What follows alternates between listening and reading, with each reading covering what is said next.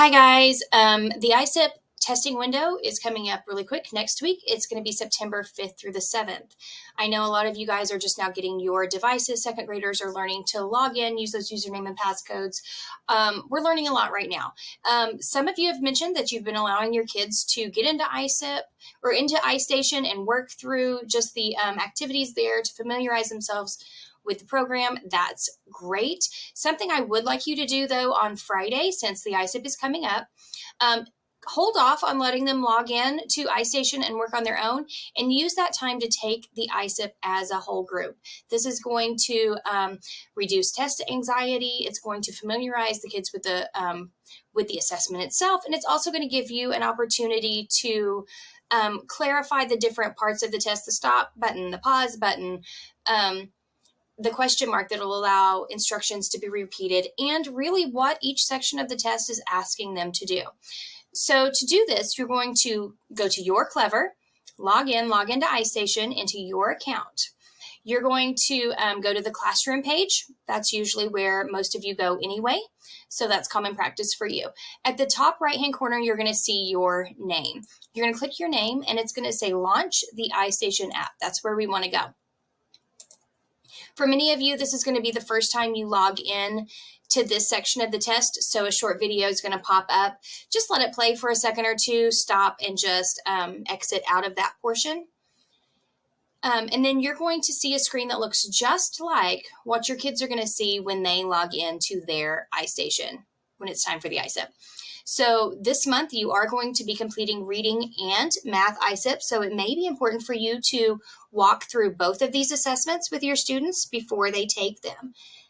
But what you're going to do is you're going to explain to them how they start. They hit that go, that arrow and that go button, and it's going to show the assessment as if you were taking it as a child. So this is your opportunity to talk about, like I said, the pause button. That's a really short 3 minutes or less. So if they're going to use the restroom, pause probably isn't going to be their best choice.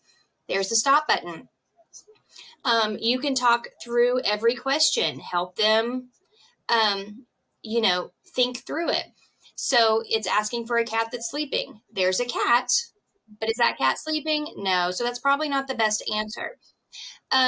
Know that as you go through this test, the more you get right, the longer it's going to be. So you might want to throw some wrong answers in there along the way to kind of shorten these subtests a little bit, because it is adaptive. This test in September will be the longest, and you can tell your students that have been on iStation before, it knew you as a first grader. Now it's getting to know you as a second grader, so it's going to take it a little bit. This test could be up to 45 minutes for some of these kids if they continue to get questions correct. Now, they're going to have to really listen and follow along, and you're going to have to reiterate that to them. Sometimes the question mark will light up if it's appropriate for the instructions to be repeated. Depending on what it's assessing, if listening is part of the assessment, you won't get the option to repeat the instructions. Just like this, it's listening comprehension. It's not allowing me to repeat the instructions. Please, please, please don't help your students. If that is not lit up, don't repeat it for them. Don't read a word for them. Don't tell them what a word means.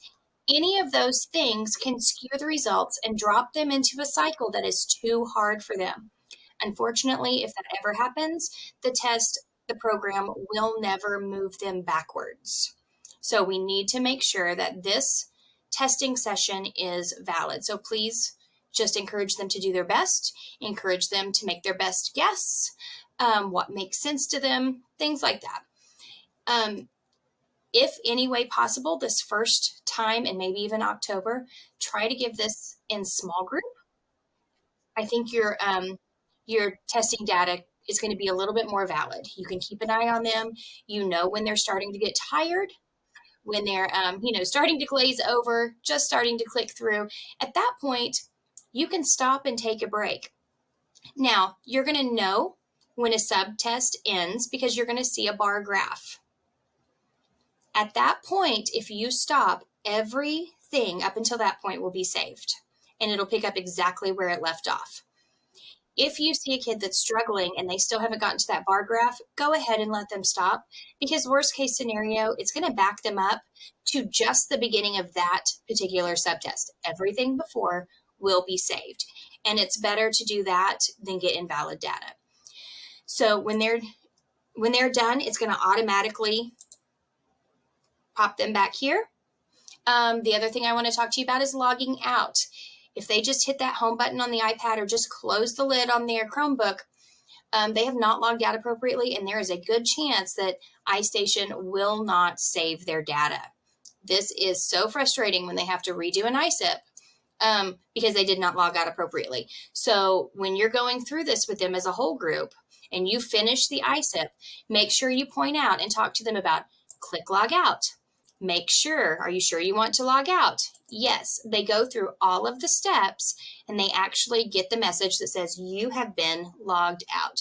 This ensures that that data has been saved and they're not going to have to go back and repeat anything.